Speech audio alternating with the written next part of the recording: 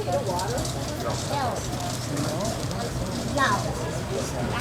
be right here. Ladies and gentlemen, children of all ages. I've been waiting my whole life to say that. I've been waiting to be a ringmaster my whole life. We have a program today that is so interesting, so educational, so fascinating that we understand that some of the crown heads in Europe are imploring our guests to return to their shores and then again in their courts. But we are fortunate we have him here today just for ourselves, direct from the Barnum and Baily. It's the Barnum and Baily Circus train.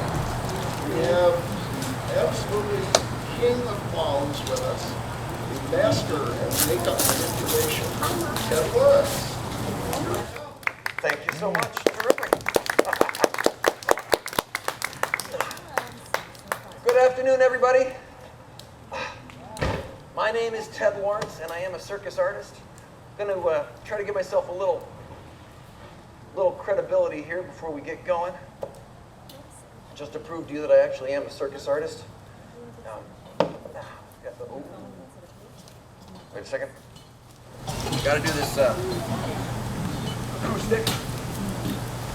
What I've got here are 10 cigar boxes. I'm going to show you something that's famous by the late, great W.C. Fields, well-known actor and comedian, and perhaps the best juggler who ever lived. Really? This is called the 10 cigar box stack.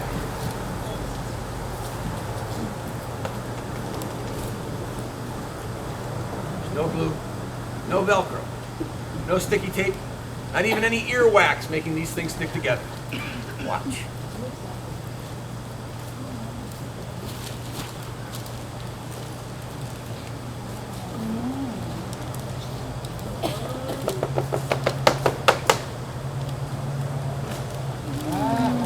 Hey. Thank you. Oh.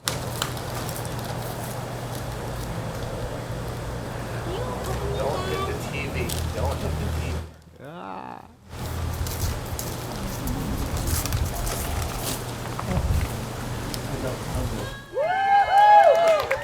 Yeah. Ta-da! All right.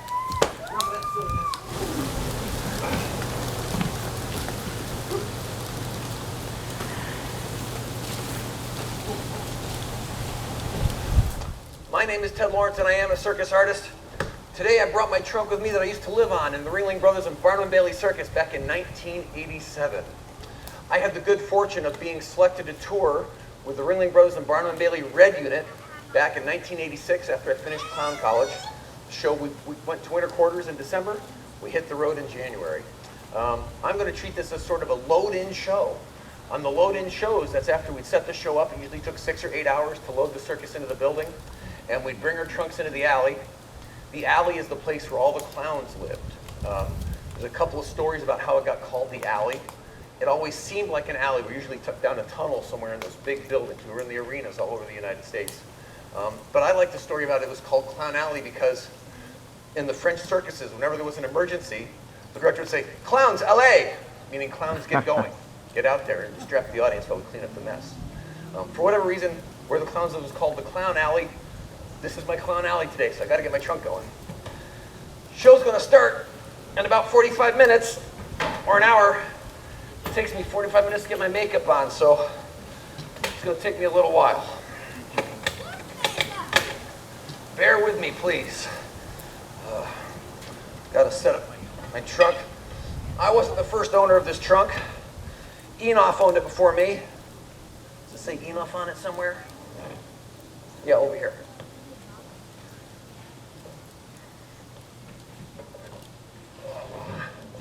It was Enoff's trunk. Enoff was a great clown who preceded me in the alley. He left my second year, so I got his trunk because it was bigger than mine, and his had a closet.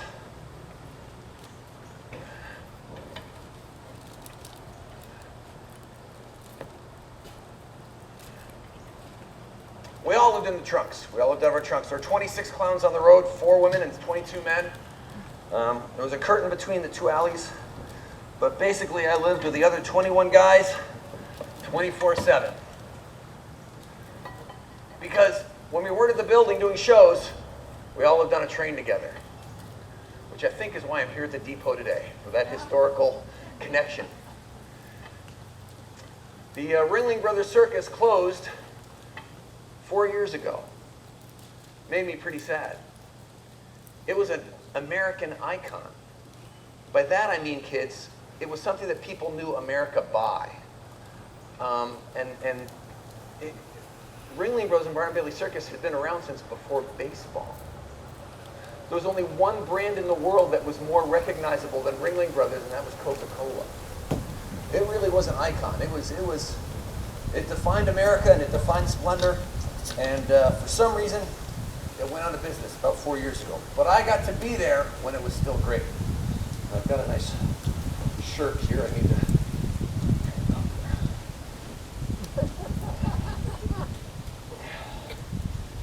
There we go. Get that shirt out of the way. Got a bit more wardrobe here.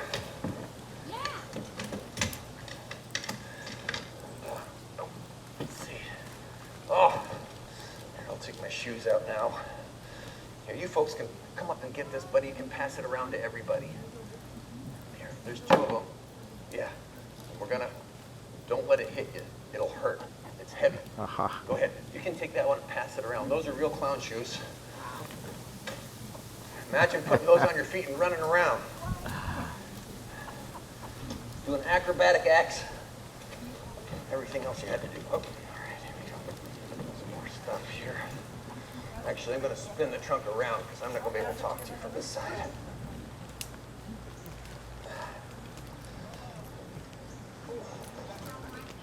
Typical load-in day, as I already told you, it took about 6 hours at the train, or 6 hours in the building after we left the train.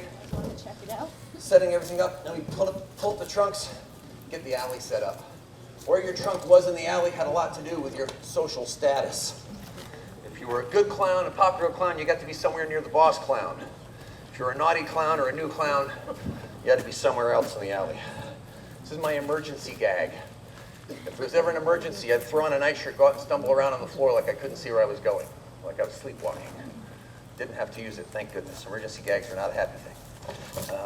Let's see. Oh, my robe. It's good to have my robe out. I loved my robe because my robe had a hood on it. The reason I had a hood on my robe was because we had to use the public showers in the buildings. The buildings had showers, and you had to walk through the public after the show to get to the showers. There's nothing worse than walking through a building and having a kid go, "Hey, look at the naked clown!"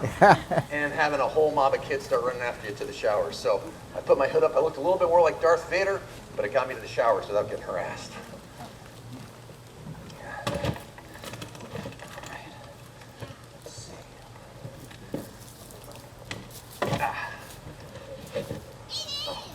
Pair of pants. Yeah, they're for stilts. Yeah. Some socks. All right. It's good to have a few pairs of socks. And, if you'll pardon me, I won't get totally indecent on you. How do you like those shoes? Did you try it on? Okay. Okay. Thank you. Yeah.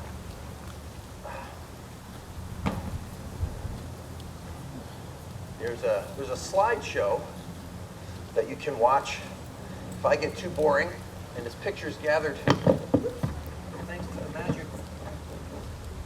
thanks to the magic of the internet and Facebook. The people I was on the road with and said goodbye to 35 years ago are now sharing pictures with each other. And there weren't a lot of pictures. We weren't allowed to take pictures backstage at the circus. There was one guy who got away with it. He was officially known as Teach. He was the teacher. He basically did publicity shots, thank you, with the circus kids. Oh, I'm going to have to take this shirt off too.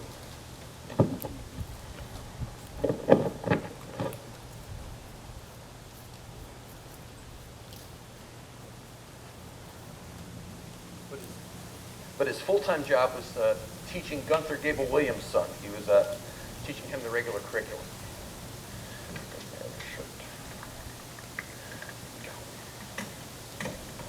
So Teach was able to wander around with a camera and take lots and lots of pictures. The rest of us, not only did we not have time, they didn't really want us wandering around with cameras. So that's a pretty special slideshow right there. Not too many people get to see the backstage scenes from Ringling Brothers. Let's see, I got to do this in order here.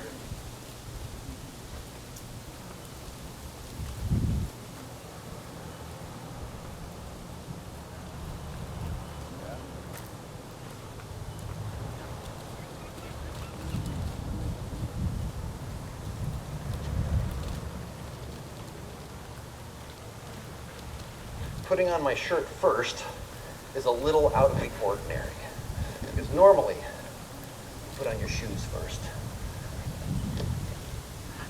And there's a good reason for that. I only got paid $185 a week.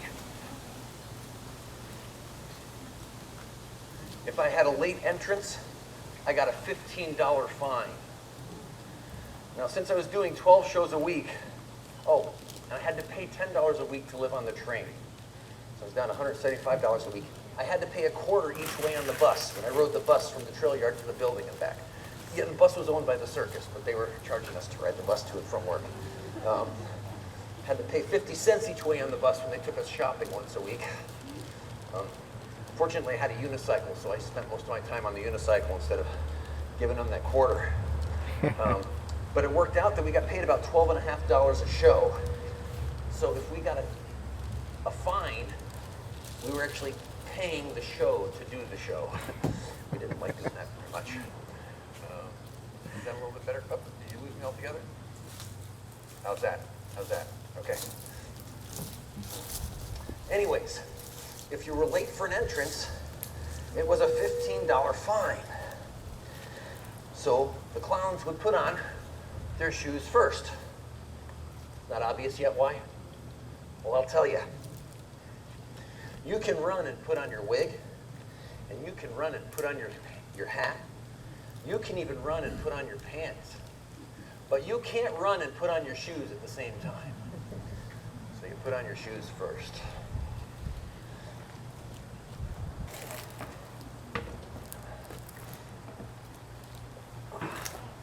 So I don't know what you folks want to hear about. I've got lots of stuff to talk about. I can talk about circus animals, and I can talk about circus clowns, and I can talk about a day in the life of the circus. And you guys can watch those slides go by there. And what I would have you do is tell me at the end, or if I come to a lull, give me a suggestion for what you'd like me to talk about. But in the meantime, I'll just ramble along. Does that sound good? All right. All right.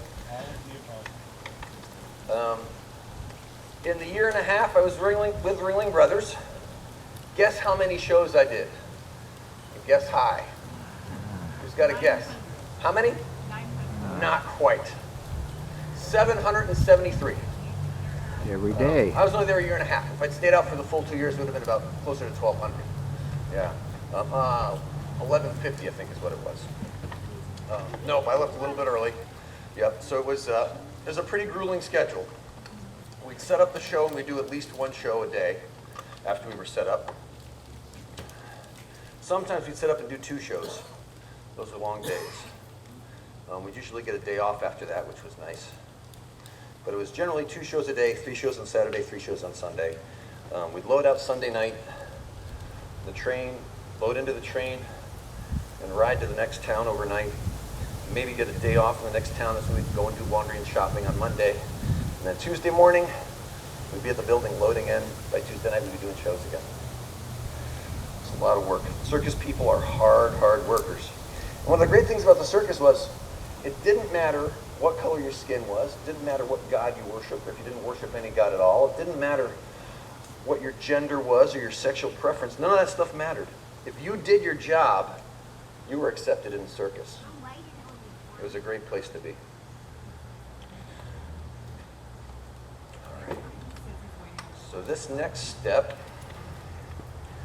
when I first started learning how to put on makeup, This next step took me about 10 minutes. I don't take that long with it anymore.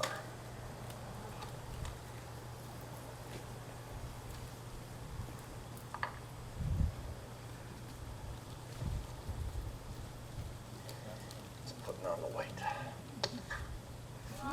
Ah. Is 10 minutes up yet?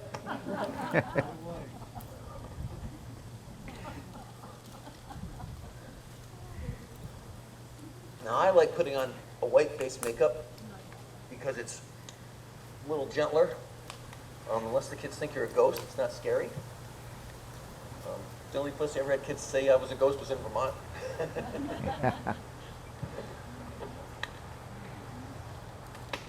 And you gotta smack it out. You gotta even it up.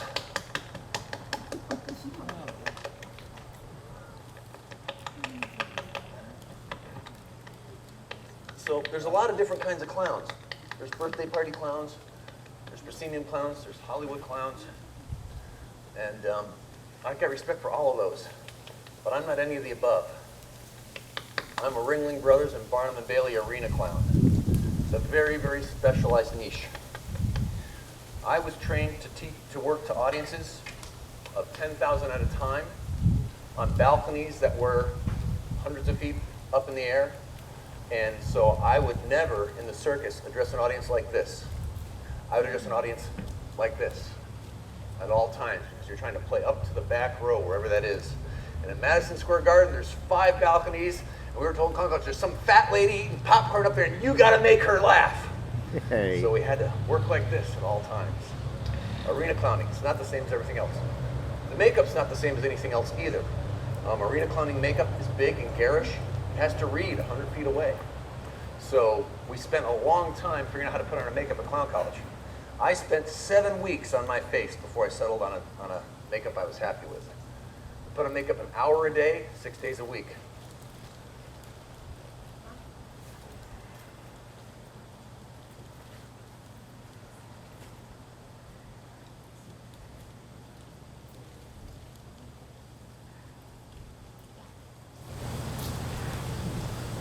The slideshow has China and African places. Did you go there too? Since Ringling, I went there, yes.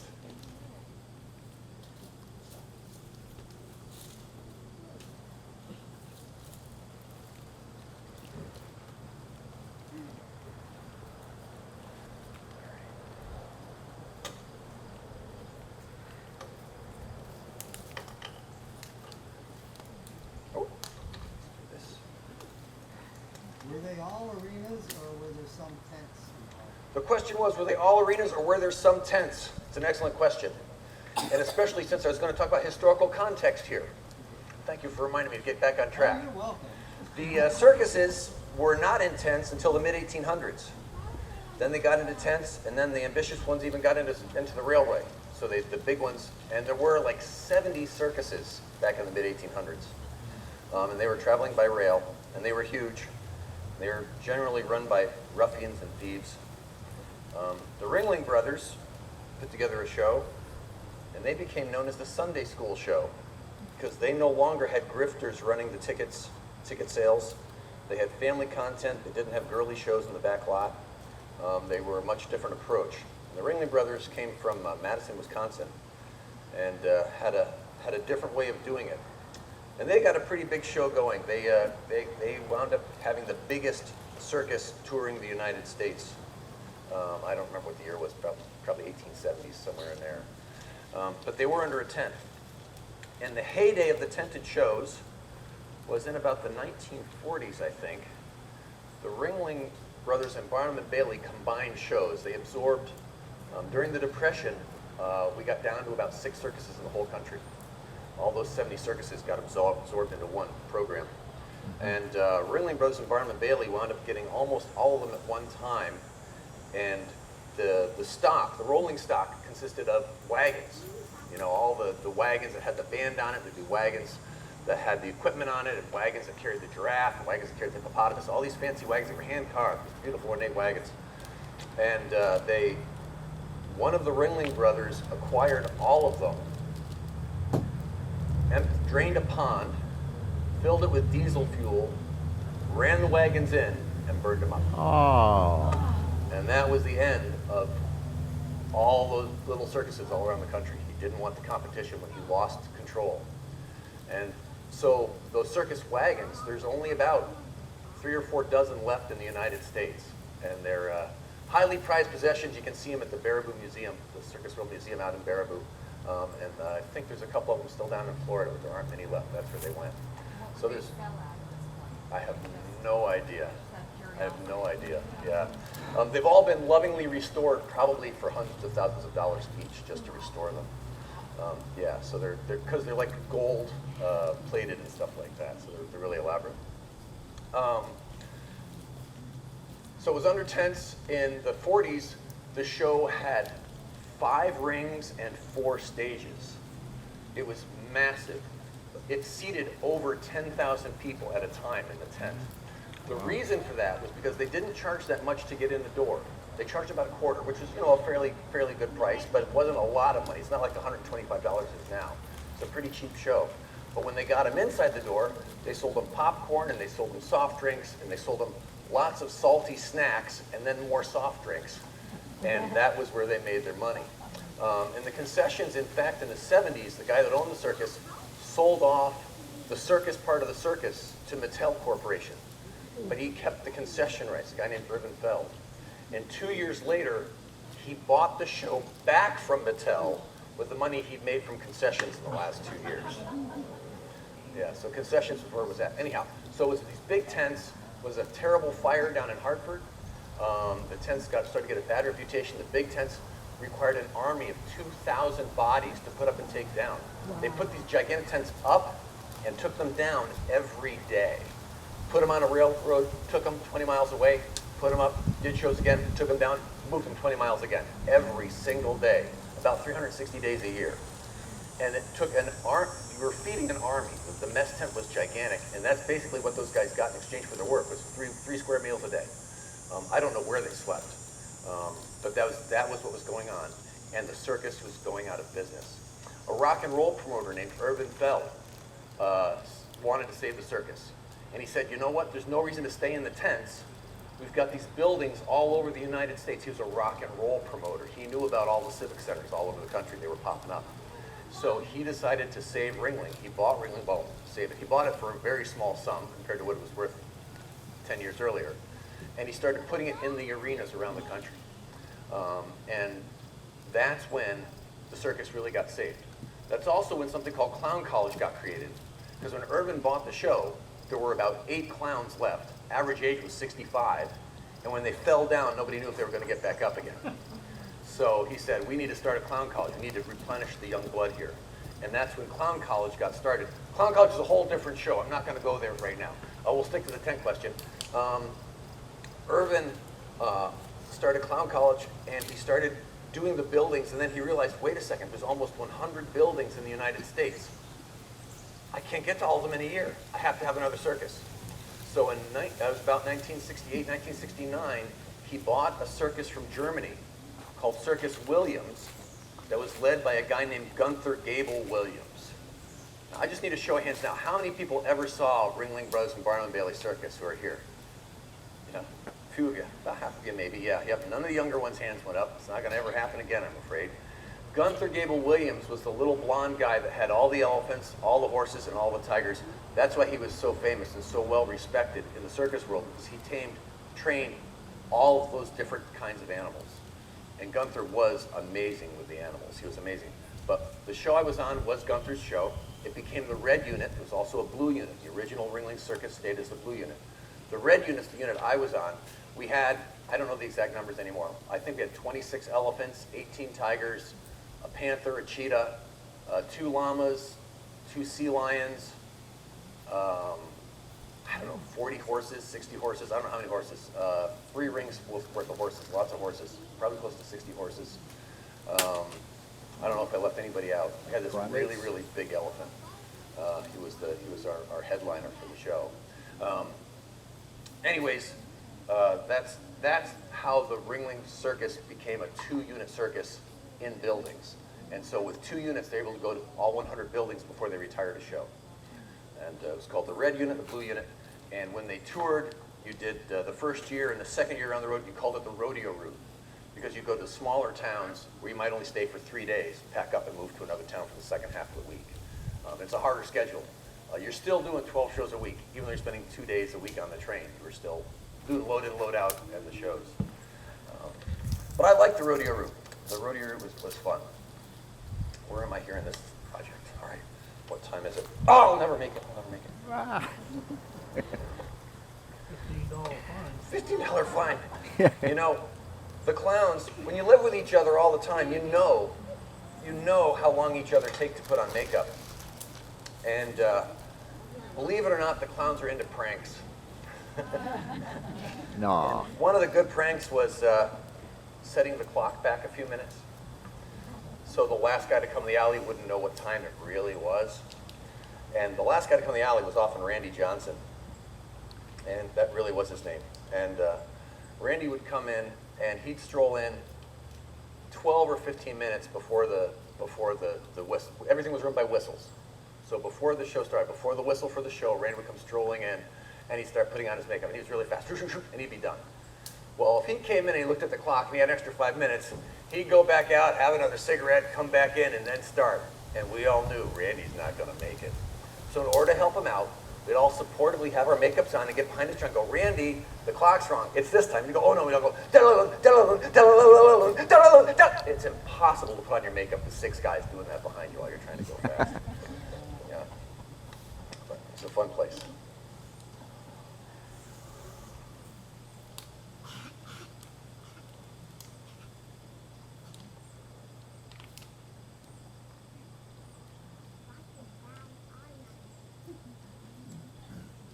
I couldn't quite hear that comment.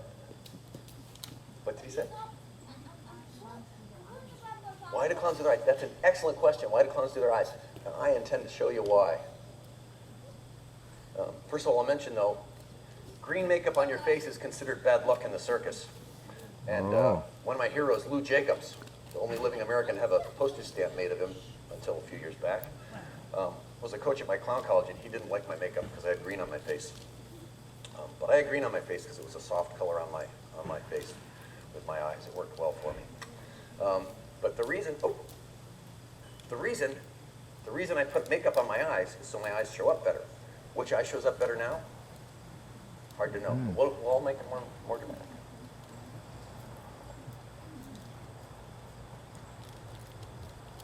Now you folks are a lot closer today than my audience would have been when I was going into an arena with, well, we generally had 10,000 people, but in the arenas in the Omni and Madison Square Garden, we had almost 20,000 people at each show. And they were much further away than you guys.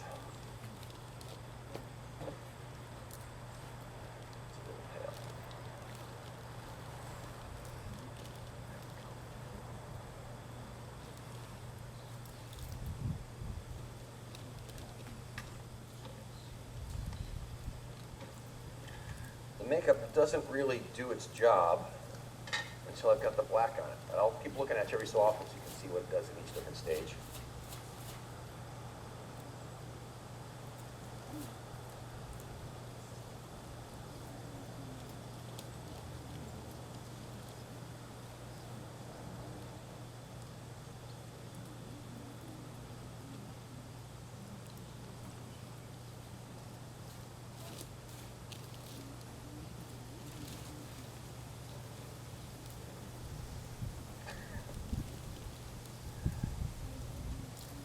It's hard to talk when I do my cheeks. Pardon me.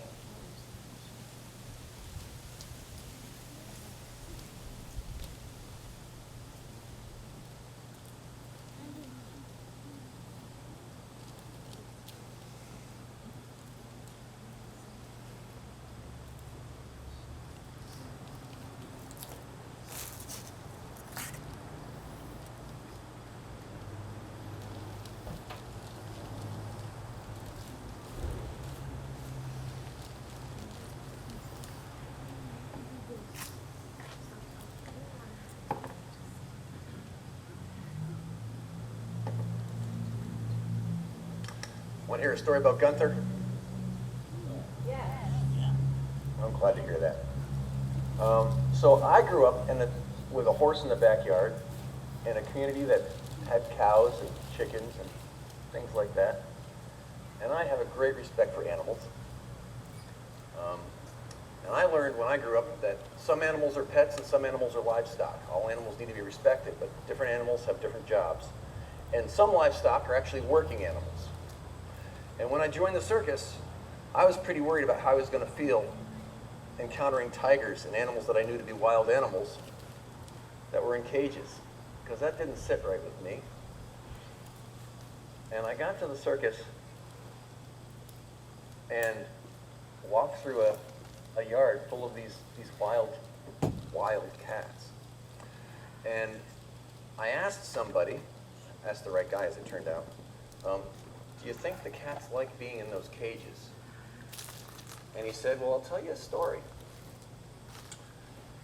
The tigers were kept in cages that were about 10 feet long and probably 5 or 6 feet tall and, 5 or 6 feet wide, way bigger than my room on the train.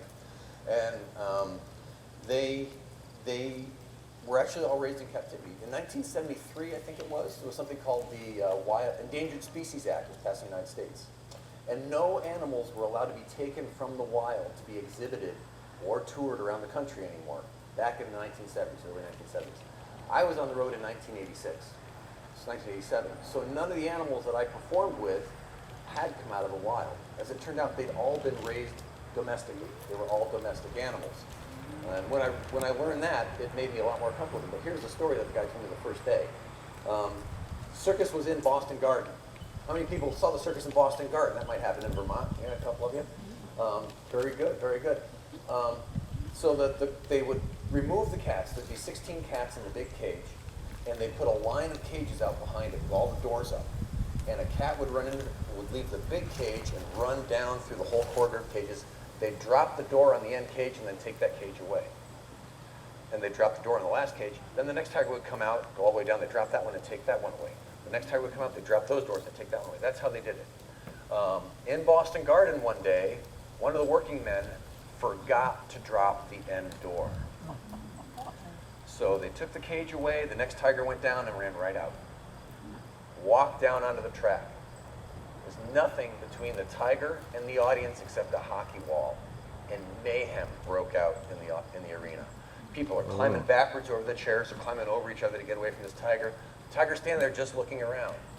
For the first time in maybe 5 generations, that tiger did not have bars between it and all this humanity. It was getting nervous.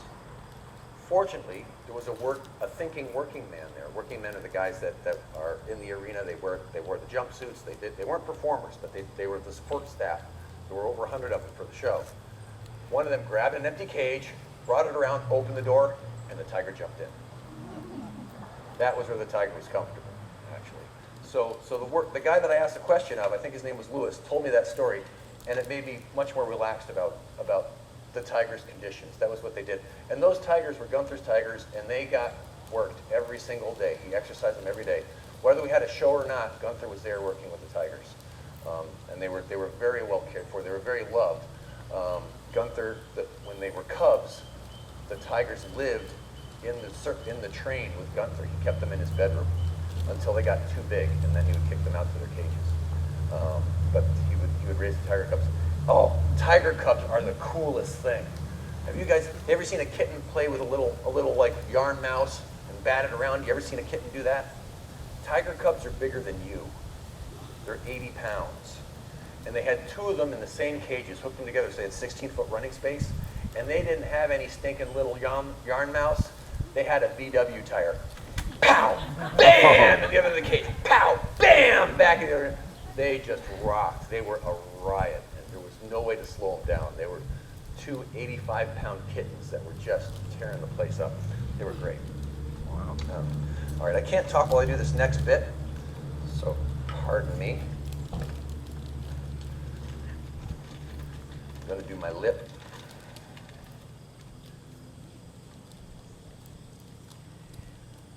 I'll try and do it fast because I do want to tell you a story about Gunther. I got a lot of stories about Gunther.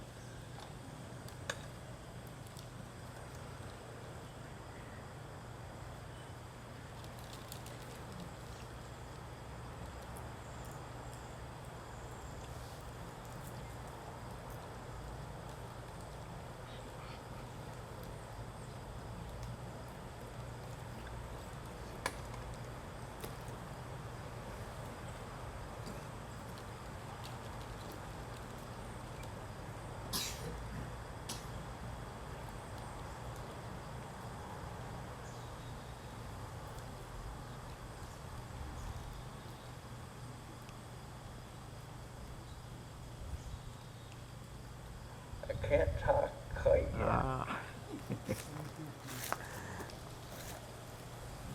Did you ever work with chimpanzees? Now, you talk a question on I can't talk right now. And I know why you asked that Neither question. can the chimps.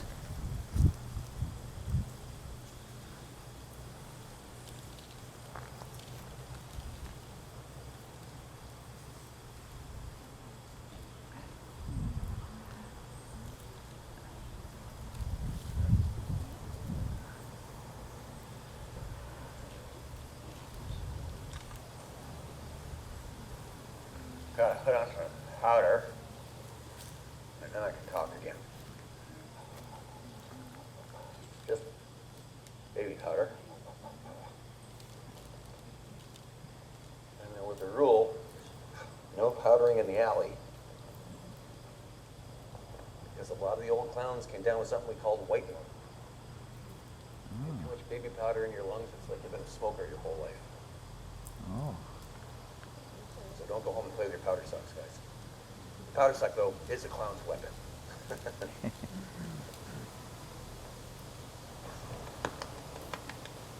What the powder does is it absorbs the same color as the makeup underneath it, and it sets to make a dry surface on my face. That keeps the powder on. You can be pretty sweaty before your powder starts to come off. You can get hit in the face with a pie and your powder won't come off. Eating pizza, different story. Your makeup will come right off. All right, so I'm going to start off by telling you the Gunther story by telling you about the sound. The sound is something you hear in the circus that you don't ever want to hear. And I might be able to get you guys so you can hear the sound before I'm done here. The sound is the noise made by thousands of voices of people who know they've seen something they weren't supposed to see. And the first time I heard the sound was we were in St. Pete, and we were filming a TV special. So the circus was brand new, it was just brand new on the road. And we had a TV special with Barber Man Drill. This, by the way, is on YouTube. If you go to YouTube and you plug in Ringling Brothers-Barnum Baily TV special 1987, this will come up, and you'll be able to confirm the story I'm telling you, although I'm going to tell you more than what's in the TV special.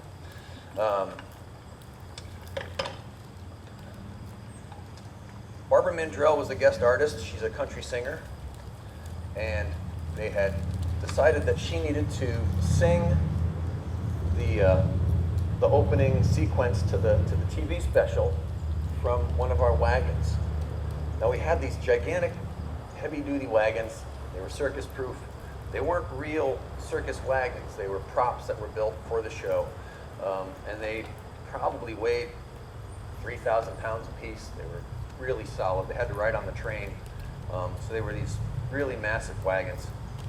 And the massive wagon had to be hauled by a massive horse. And it had this beautiful Percheron. I don't know how many hands high this horse was. It was gigantic. And it was a beautiful, docile giant. It's a big horse. Its shoulders were probably about this high, and its head was way up there. And so they had this horse hooked up, and this was happening in the middle of the night. Well, actually, it's the second time. The first time I heard the sound, it was in the middle of the night. See, what they did was they said, "Free show, come at midnight." And about 400 people came at midnight. And what they did with those 400 people was we did acts that were going to be in the TV special, and they sat the 400 people right behind the act from the camera. So it looked like the arena was full, even though it wasn't. And they shot into the light, and then they'd say, "Okay, we're doing the sea lions.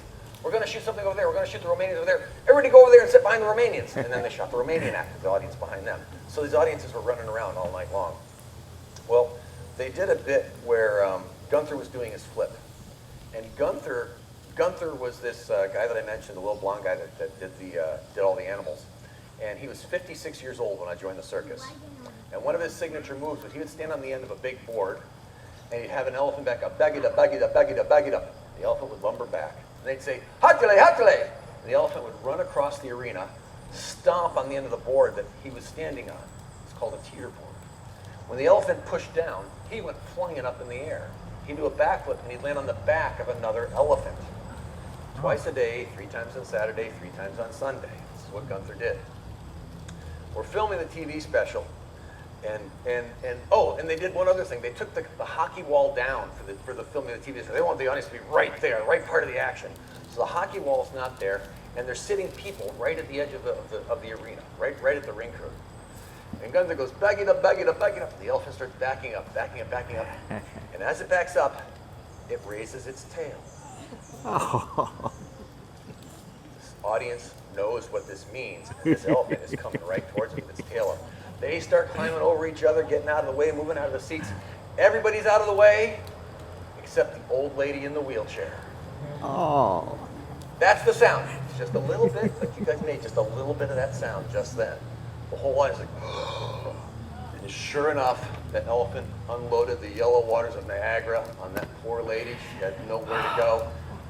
It's in the TV special, but all you see in the TV special is audience going, ooh, that's smelly, and Gunther giving an old lady a hug, because that's what he did. He went up and gave her a hug. You would have thought he'd gotten her the moon. She's just loving it, and then we went on with the show. Yeah, so that's the sound. That's a Gunther story. She was in love with Gunther. I don't know, big price to pay if you ask me for a hug from Gunther. Heard the sound another time during that show too. This is the Barber Man Drill story. So they've got that big wagon set up.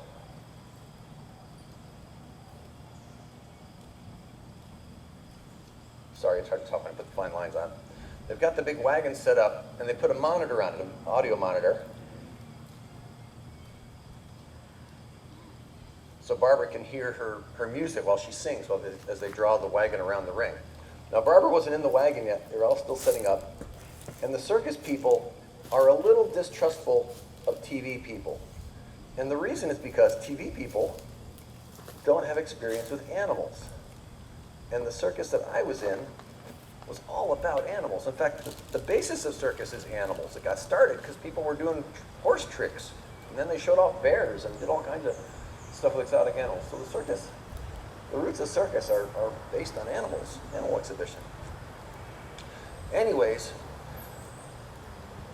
they were setting up the monitor for Barber Man Drill behind this great big horse, and suddenly there was a squawk! Exactly. That's what that gigantic horse did. And it took off. Now we're talking that big horse. Remember I told you how big that horse was? There was a groom on either side holding onto the bridle, and that horse bolted. It tore around, I remember it vividly, it was down at ring 1, tore around to the front track, got halfway across ring 1, the first groom fell off, rolled to the side. The other guy was trying as hard as he could to hold on. Horse is tearing down the front track, goes past ring 2, goes past ring 3, he's got to go around a corner to get by ring 3. This gigantic wagon is behind it. I don't know, the wagon's the size of a car. It's the size of a house, not a house trailer, an RV trailer. It goes around the corner. The second groom lost his grip. He went under the wagon. Oh. Bad. The horse came around, went out, got to the back of the arena. Now you know those gigantic steel doors that civic centers and garages have? They're probably 16 feet tall and probably 14 feet across. Mm-hmm. That horse got up to that door like it was tin foil. Bam, bam! It was down and the horse was out in the parking lot. Wow.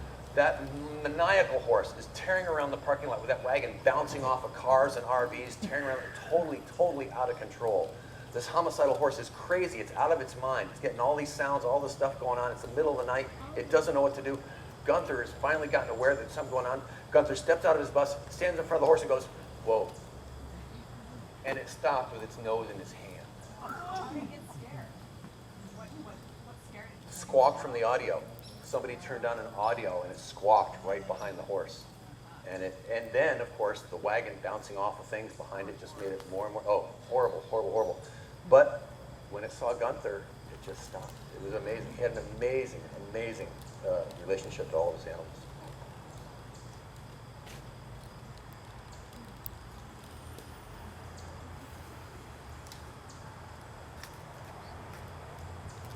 So I'm going to talk a little bit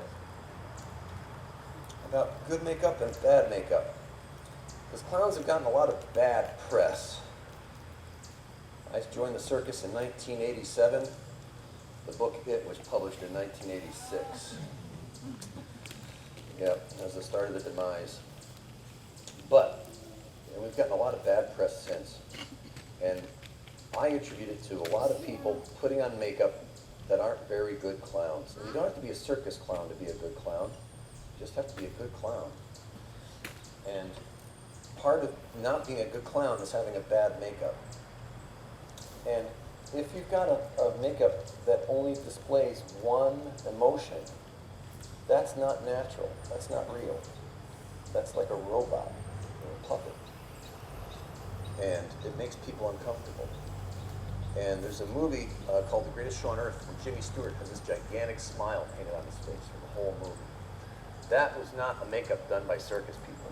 That makeup, even though it was at a circus, they didn't have any of the circus people put that makeup on. That makeup was done by a Hollywood person. And Jimmy's got this garish smile through the whole movie. But a good makeup will show an array of emotions. Oh, I'm almost done with this.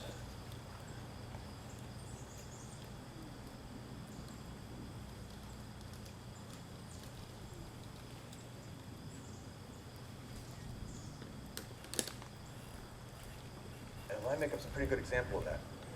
For instance, if I smile, I can smile. And if I frown,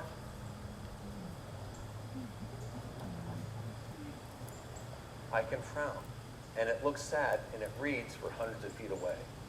And in order to do a powerful performance, in order to reach everybody with a full range of emotions, your makeup's got to be able to do both of those things and all the sorts of stuff in between. All right? And your makeup should emphasize those, not just be one emotion. So that's, I'll get off my soapbox now. That's what I got to say about that. Yeah, but it took me 7 weeks. 7 weeks with a coach that knew all about makeup, 2 coaches that knew all about makeup.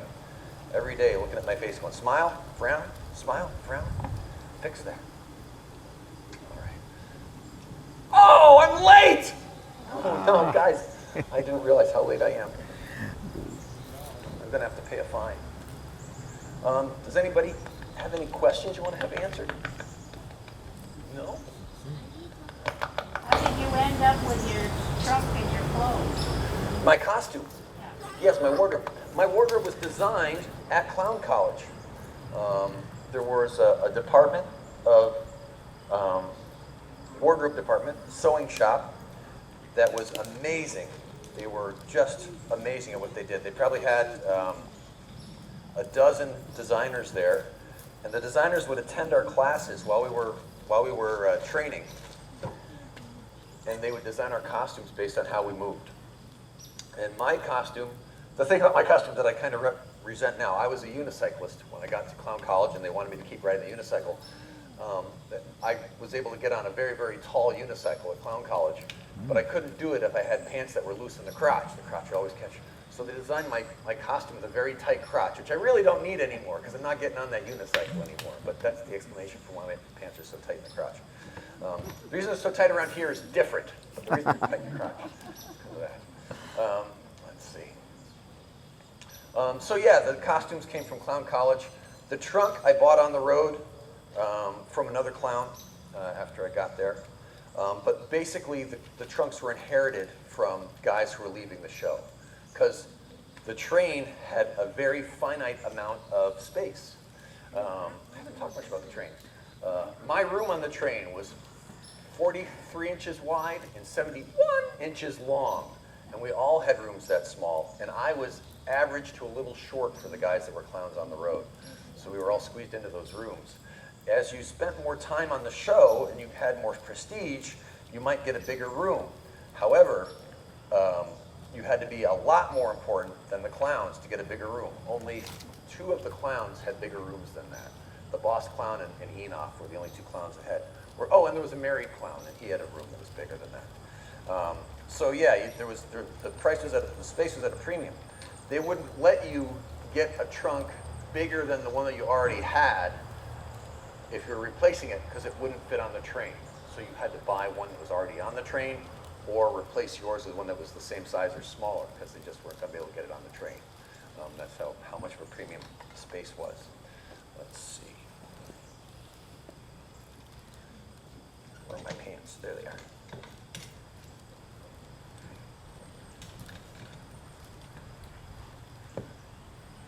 Oh, this is going to be a problem again. Wait a second.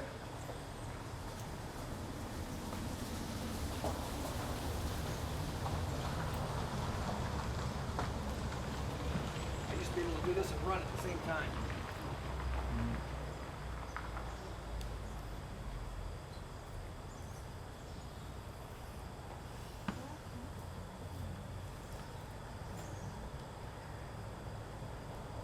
My costume was designed by a guy named Richard Fick. My sister went to clown college 2 years after I did. He designed her costume to match mine. Pretty neat. Colors matched. She didn't have to have a tight crotch like I did. Even though she was beautiful.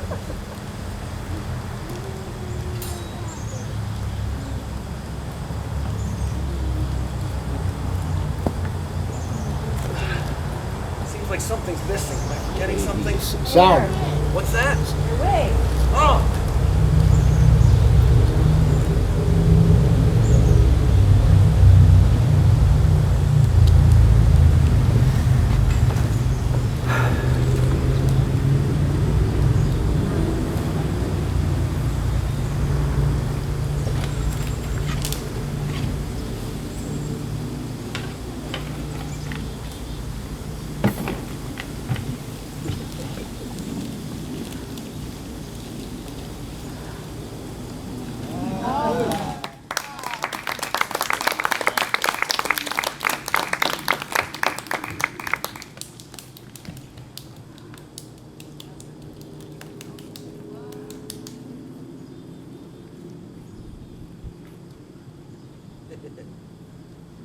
Got one more story I'd like to share with you all.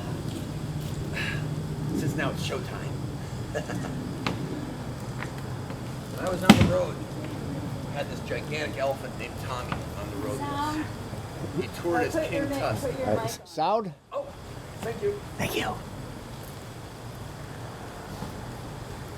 It's a nice jacket, but it doesn't have any pockets. Ah.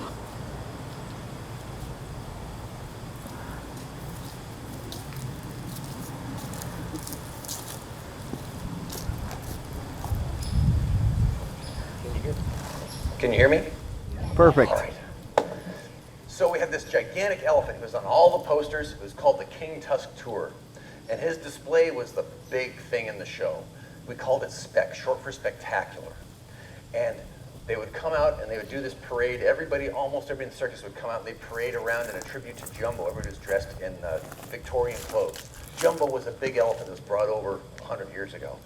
And then we'd change out of those clothes into our Arabian Nights costumes. I had a great costume for this. I had these big billowy gold pants and these big billowy gold arms on the purple vest here, and I had a gold turban with a purple feather that stuck out the top like that. The whole circus was dressed up in costumes like this. And we'd come out, and then it was time for the big elephant, King Tusk, to come out. And the ringmaster sang a song as he came out. He'd say, "From east of the Himalaya, across the Indian Ocean, King Tusk!"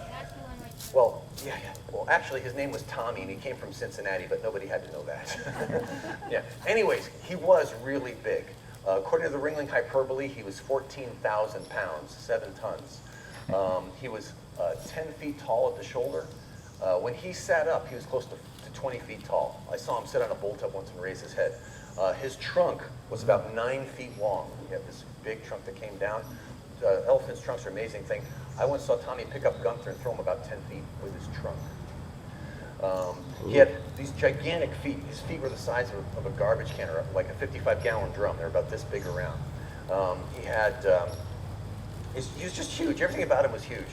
And for our first dress rehearsal, they were going to dress Tommy up. Now, dress rehearsal is a big deal. It's a lot of work. The dress rehearsal for Spec had 125 performers in it, probably 50 or 60 animals in it, and then Tommy. And so we were all choreographed. You know, Roy, the choreographer, figured everything out, how we're going to go through all 3 rings, fill the whole arena with all the splendor and spectacle. And we were supposed to start at 4 o'clock. So we'd all got our costumes on. We'd all gotten out there ready to go at 4 o'clock. And they said, wait, hang on. Tommy's not ready. Tommy's not ready. Tommy's not ready. We waited. It turned out Tommy's costume weighed over 2,000 pounds. They needed a forklift to get it on him. They didn't know that ahead of time. So they went out, they got a forklift, they got Tommy dressed. Tommy's costume was amazing. I don't know if the picture was there yet or not. It was this blanket that went up and over his back and down the other side. So the blanket was clearly 20 feet long in that direction. and it was really thick. It had all this gold embroidery on it, and rhinestones and jewels and mirrors all over it, so it glittered like crazy. It came down off his back, and it went down probably another, I don't know, 12 feet behind him, and 6 Romanian acrobats carried the train behind him as he marched. He had this gold thing on his face, came down like this. He had on his ears, if you had them in your house, you'd call them chandeliers, but on Tommy they were just earrings, and they came down like these things that hung down like this. On his ankles, he had these big bracelets that went all the way around his ankles, and these brass bells, the sleigh bells. They're like a ka-chink, ka-chink, ka-chink, ka-chink, like that. It was, oh, and he had this golden hoda on top, looked like a big onion on top, and then Marky would ride on top with the onion. And when he got to the center ring, the plan was we were going to hook sticks to the hoda, pull it out. All these banners would come out to make him even bigger in center ring. It was going to be a big deal. Anyways, turned out they didn't have his costume on him yet because they didn't know how to put it together. We waited and we waited. 6 o'clock came and went. And finally they said, okay, we're ready. Tommy's ready. So we went out again, and we're marching around. The band's playing. And I had the dubious distinction, the dubious honor of being blocked directly behind the largest non-housebroken land mammal traveling the face of the earth. Yeah, so it was me and Rich were right there. It's the Romanian acrobats and me and Rich right after that cape that we had no idea what was happening underneath it, the blanket in front of it. Anyways, they blow the whistle, we go out, and we only get halfway around the back track. We're at ring 2, and everybody goes, stop, stop, stop. The showgirls are all wrong in ring 1. Everybody freeze. So we stopped, and we waited, and we waited, and we waited. Because what had happened was, I think the show guys were on horses and the showgirls were on their feet twirling through, and they hit each other in ring 1. So they had to straighten that out. Well, you straighten out this, that messes that up, that messes that up, and it was a big deal. We waited, waited, and waited. Now, one of the things that elephants do when they get bored is they kind of dance. One of my fondest memories of being in the show was leaving Madison Square Garden very late one night. I'd stayed late working on something, and it was well after midnight, and there's nothing on but the emergency lights at the Madison Square Garden. It's all pretty dark except for these lights. And as I left, I looked out, and there's a row of elephants, 20 elephants, all standing side by side, and they're all dancing in the dark. All these elephants just grooving in the dark, just hanging out. They're communal species. The family was dancing that night. It was wonderful to see. Anyways, I'm standing there behind Tommy, and we've been there for maybe 10 minutes, and Tommy starts dancing. And I've got the biggest butt traveling the face of the earth, dancing back and forth in front of me like this. Tommy dances for a while. Lee is trying to go, stop it, Tommy, stop, stop, stop, cut it out. And he stopped, waited, waited. And Tommy got a little bit bored, and he started feeling around with his trunk like this. And there was a working man standing over here. He wasn't one of the trainers, he was just a guy with a shovel. And Tommy reached out, and he started going up to the workman. The workman went, something doesn't open, I don't know. And Lee said, cut it out, Tommy, cut it out. And stopped, and he went down, and then Tommy's trunk went over, and he started smelling up Lee, and he's going up Lee, and Lee's like, cut it out, Tommy smacks it with his hand. Tommy and Lee had been together for 40 years already. They're like a married couple, all right? And so Tommy's trunk went back down, and we're hanging out.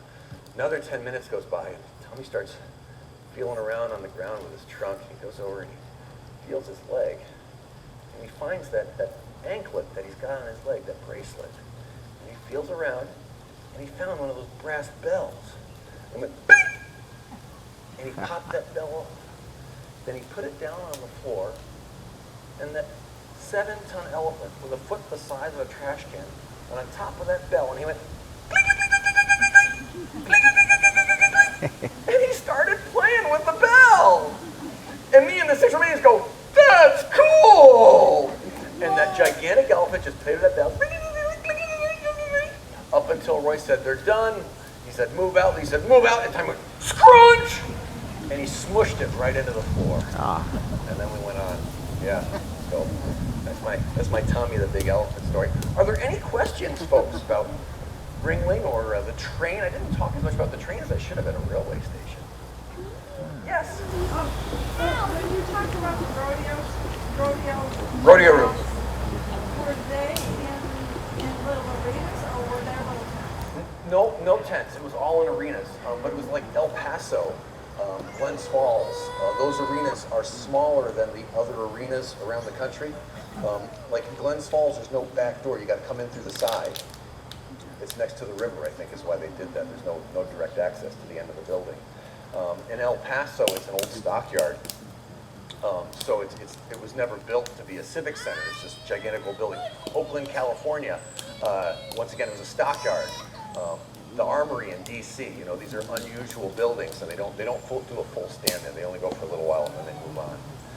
And it's more interesting because, you know, you've got the same footprint every town for the first year, and then the second year it's all different. Whoa, you know, the trapeze artist is going to hit me if I go there this time, and so you got to stay out of the way.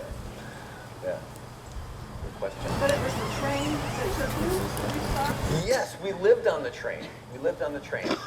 All of us. Well, there were a few performers that didn't live on the train. Tommy didn't live on the train. He was too big. He didn't fit on the train. He had his own semi. And then we had 2 sea lions that didn't live on the train because they had to have pools. So they had a special truck with water in them that drove around. So the sea lions traveled in an aqua truck. And almost all the performers lived on the train. Gunther had his own bus because he stayed with the animals. No matter where the animals were, that's where Gunther was. And so when the train runs went, he was on the train. And when it stopped, he parked his bus when they unloaded the animals. And then his bus, he stayed in the bus at the buildings. He didn't stay on the train at the buildings. But the rest of us stayed in the train. So did the Ringling Brothers own the cars, the train cars? Did the Ringling Brothers own the train cars? And the answer is yes. Ringling owned the train. It was the biggest privately held train in the United States. The circus I was on had 44 cars. The Blue Show had about the same. By the time it was done, they each had close to 50 cars because they started carrying lots of technical stuff. The casts got smaller, but the equipment got bigger. And this broke my heart. We affectionately called the train the Silver Slug because we were the lowest priority on the rails. We had to wait for everybody else. But when, you know, we got to move, and it was great when it moved. When Ringling shut down the show, they'd already gotten rid of all the elephants. They only had 6 elephants left at the elephant sanctuary in Florida. They were all but gone already. They didn't just sell off the cars. A couple of them ended up in Bellas Falls, by the way. But the ones that didn't sell, they actually scrapped. They chopped them up. So what I got to know as Life on the Rails isn't ever going to happen again. They did away with it. Kind of like rolling all your wagons into the pond and burning them up. I don't know why they did that. Are the ones in Bellas Falls, did they ever viewed displayed or anything? Not as Ringling. They gutted them and they remade them into other cars, which is where the Ringling cars came from, by the way. The car I lived on had been a World War II transport car before Ringling had acquired it and then turned it into a bunk car for all the clowns. So they'd used a lot of recycled stuff. There were a couple of Pullman cars, but they weren't mostly, Pullman cars were expensive cars made for passengers, and there weren't a lot of passenger cars in the Ringling train. There were a few. The director of the band got to live on a Pullman car. It was a very important job. I think the drummer, another very important job, had a nice spot. The performance director had a nice car. Gunther had a Pullman car. He had a whole car to himself. But the rest of us were in reconditioned cars, like just freight cars. Yeah. Pizza, yes, I use pizza to remove makeup if I can. If I have that opportunity, I'll use pizza. Otherwise, I use baby shampoo. Yeah, baby shampoo is oily. But another fond memory I have of the train, one of my fondest memories of the train, was on Sundays you'd bust your butt. You'd do your second 3-show day in a row. You'd be exhausted. Then you load out. It's called cherry pie when you do extra work for extra money. I got an extra $25 for helping load out. My loadout job was normally doing electrics, which was, I don't know, there's probably 2 or 3 miles of electrical cable that did all the lights and all the sound systems that were hung up in the ceiling and the roofs of the civic centers. Me and one other guy would coil up all that cable and throw it on the wagons to go to the train. We had about 2 hours to do it. Within 2 hours after the last show, after the last note is blown by the band, the Ringling Show is out of that building. We're gone, we're on the train because they have to roll at night because they're lowest priority. So the train had to be loaded as fast as possible. So as soon as the last note by the band is quiet, an army of clowns in half makeup and all the act people and all their sweats would come out and we'd tear that place down in 2 hours and be out of there. So you'd get home from that, you'd get back to the train. They still got to load up the flat cars with all the wagons and the animals and all. So there'd be a barbecue going. So it'd be It was never as nice as this, almost never. Usually the stockyards or the train tracks are not in the best part of town. It's not usually very scenic where the train is. There's a junkyard over there and the sewage treatment plant over there. But right along the train is where all the circus people had their barbecues set up. On the show I was on, we had 7 different languages being spoken all the time.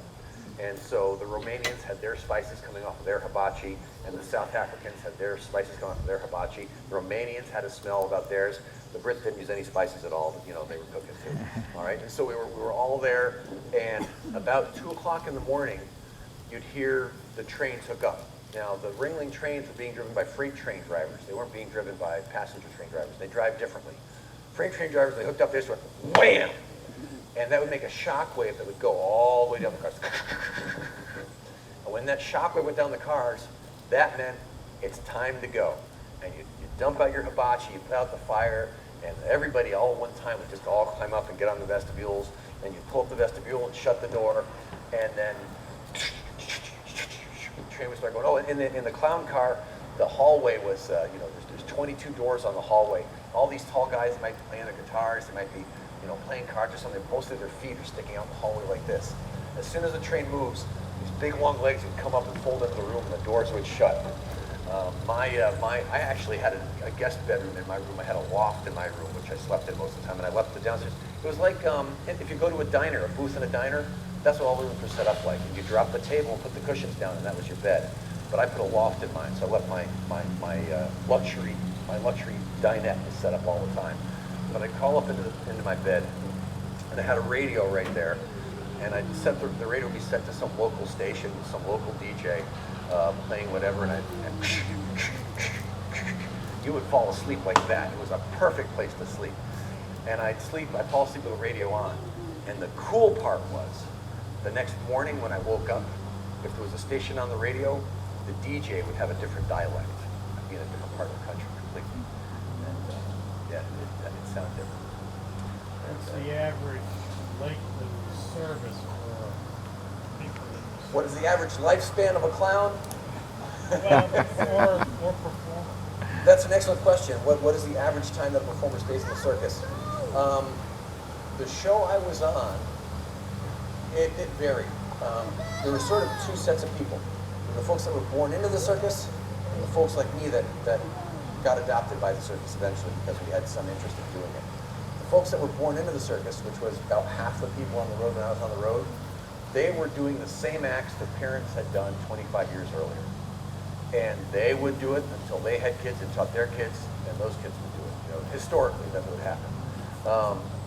Folks like me, generally, it seldom lasted more than a couple of years.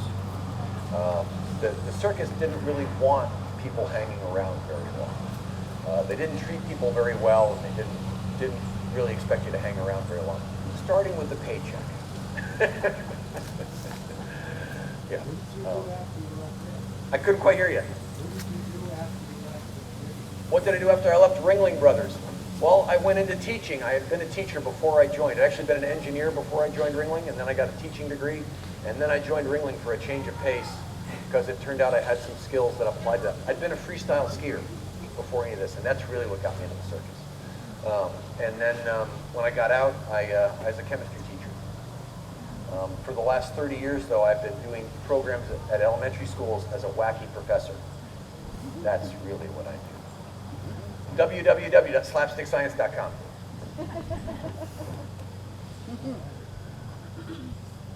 Yes? I don't remember how you got your name. How I got the name Steady? Yeah.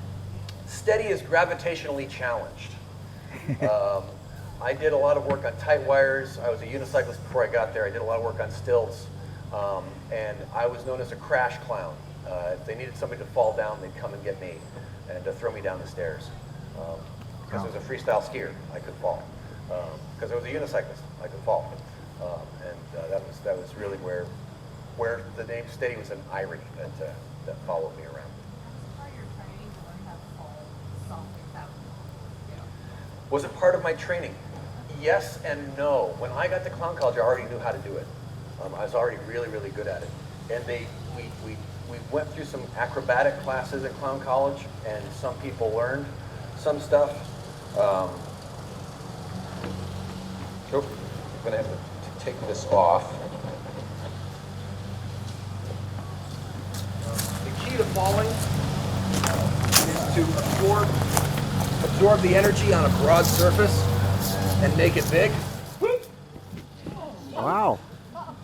Ha. I lost my hair. Sorry about that. We haven't seen you put it on, it would have been a lot scarier. But as long as you land on a broad surface, it doesn't hurt. No, oops, lost my nose too. Oh, the funniest, we had a guy in the alley that had a putty nose, and it fell off during the mini tramp act once. So we've got 20 people running by, and he's telling us, look on the bottom of your shoe! Look on the bottom of your shoe! Poor guy. Anyways, a good fall uses your whole body to absorb the shock. Yeah, we learned acrobatics and fall through a little bit. Thanks, everybody. Yeah. Thank you.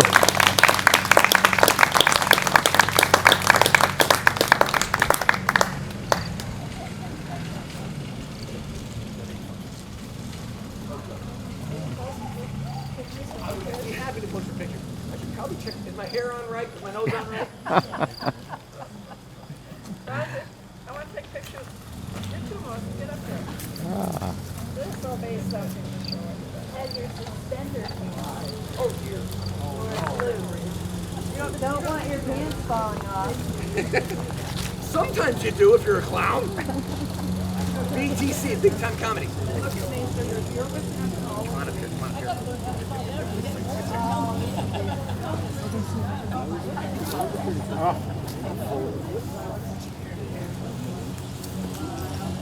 Work it, boys, work it. Yeah. All right.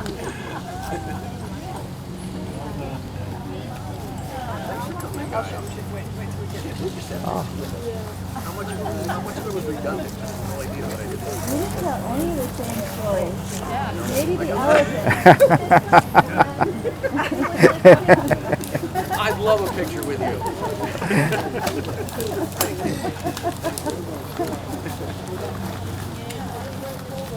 Make sure you get his feet in. Don't cut his feet off. Just crop it later. Thanks for coming, you two. It's so good to see you. You don't have to get close. I can stay over here, you can stay over there, and she can take a picture. And then with Photoshop, magic Photoshop, she can put them together. Is that okay? Give me a fist bump. Dude, give me a fist bump. I gotta have a fist bump. You gotta take care. Ow! Are you kidding me? Hey, you want to see something?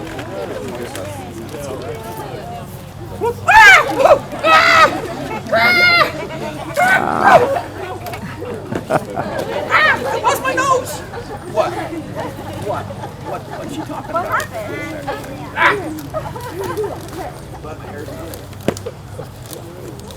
It's a little bit crooked. My hair or my hat? My head? Your hair. Is that better? The right side needs to be. 40 years ago, it stayed on a lot better. I bet.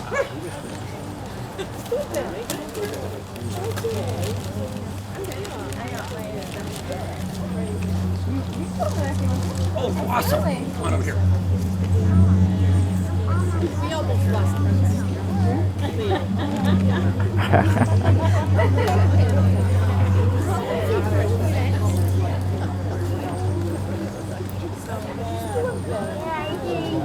You're strong. Do you want to shake? Here, you can shake. What, you don't shake feet? No? Do you shake elbows? Do you shake knees? Do you shake shoulders? Do you shake heads? Okay, we'll shake heads.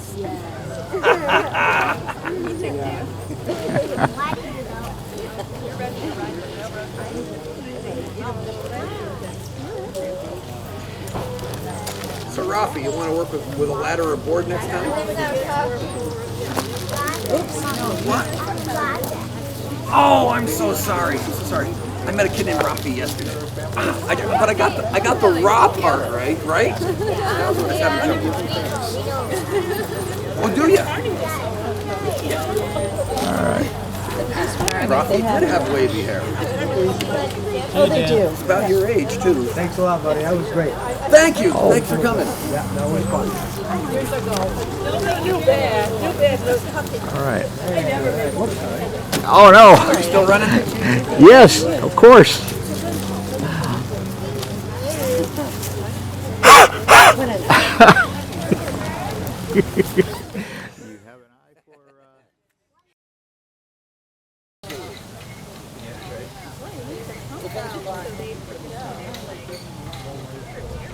Very much so. And actually, there was a kind of a camaraderie because we also play the arenas. So, absolutely, we'll be loading out, and then loading in. Sometimes they follow us, preceded us. So, I don't remember the acts as the roadies. The acts were good. Yep, yep. And they, you know, we sneaked them at our shows, and they sneaked some of us into their shows. Yeah. Oh yeah. Yep, yep. Not as big as a circus, but pretty big. Oh, yeah.